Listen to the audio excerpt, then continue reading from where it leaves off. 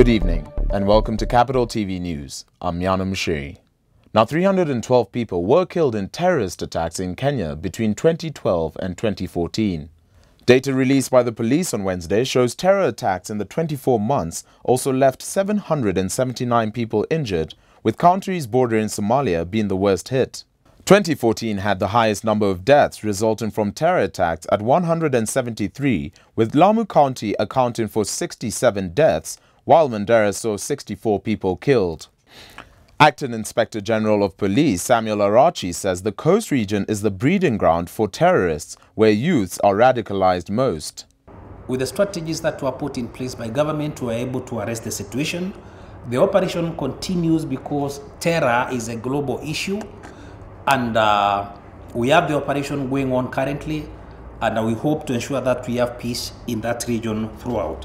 The Nyumba Kumi initiative, knowing your neighbor, because you fail to understand how somebody would come from a Kenyatta, kill people, and then disappear with their AK-47 into the same Kenyatta and nobody speaks. Somebody knows. And sharing of this information is very important. And I want to agree with Mr. Mero.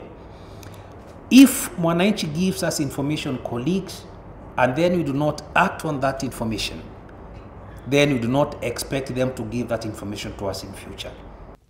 President Uhuru Kenyatta will be in Mero County this weekend. During a visit, the president will issue 200,000 title deeds to residents. A statement from State House says the head of state will also launch a 180-kilometer road and open several irrigation projects in the county. He will also address various rallies in his stopovers in a tour that comes at a time when Mero farmers are complaining of lack of market for their Mero crops. President Kenyatta is expected to commence the Mero tour on arrival from Algiers in Algeria, where he traveled for a 3-day state visit. Mero leaders are understood to be divided on the control of the president's program during the entire 2-day visit that will be coordinated by Area Governor Peter Munya. 4 traffic policemen have been arrested for taking bribes along the Kitale-Eldoret highway. A 5th officer managed to escape during the mid-morning sting operation mounted by EACC detectives. The commission's spokesman, Yasin Amaro, told Capital Online TV that 20,000 shillings was recovered from the officers during the operation. The officers will be charged in court Thursday morning. The National Assembly wants a committee set up to identify Mau Mau torture victims. MPs want the committee to determine those who will benefit from compensation paid to the former Mau Mau movement fighters by the United Kingdom. Nominated MP Patrick Wamangati, who sponsored the private motion, says this will ensure the 2.5 billion shillings offered by the British government as an out-of-court settlement is shared out to legitimate individuals across the country. He urges that it would be wrong if the compensation was only paid to a section of Mau Mau victims from Kiambu and Nyeri counties, leaving out victims from Meru, Kirinyaga, Murang'a, Embu, Kajiado and other parts of Kenya.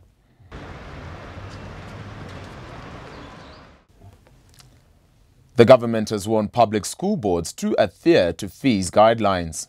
Deputy President William Ruto says there will be no compromise on this directive to ensure children have access to education in the country. Ruto said Kenya is committed to ensure education is affordable at both primary and secondary school levels.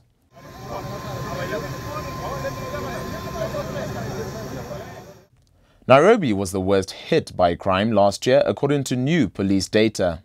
The capital city recorded 6,732 incidents, with Isiolo County having the lowest at 219 cases.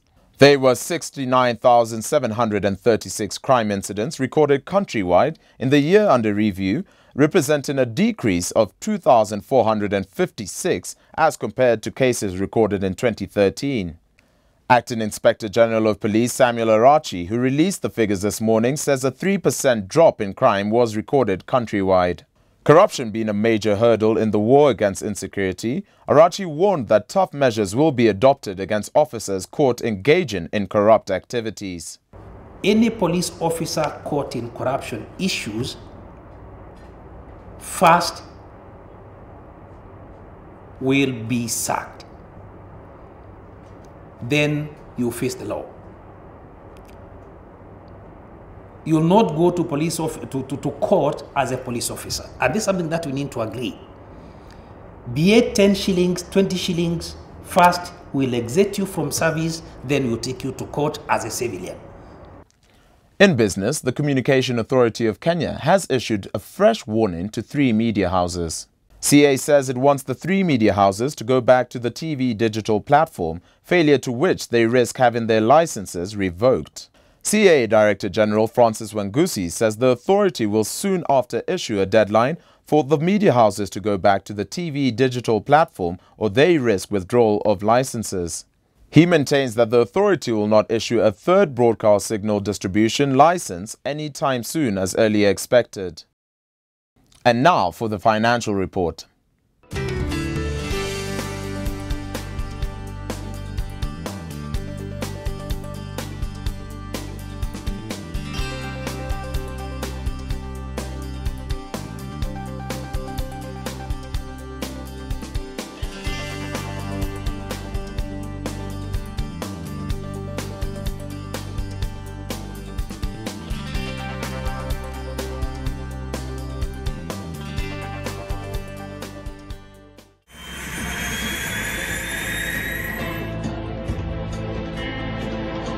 No matter where you are, no matter how far, in the event of a medical emergency, Amref Flying Doctors is only a call away.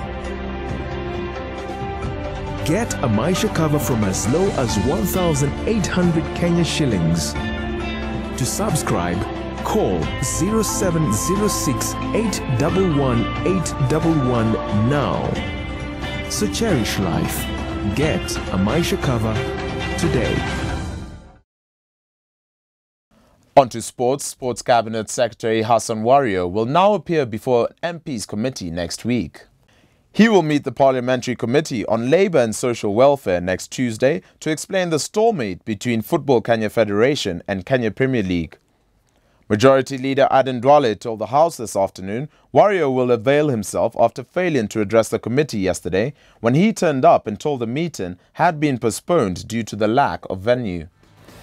For these and more stories, log on to www.capitalfm.co.ke/TV.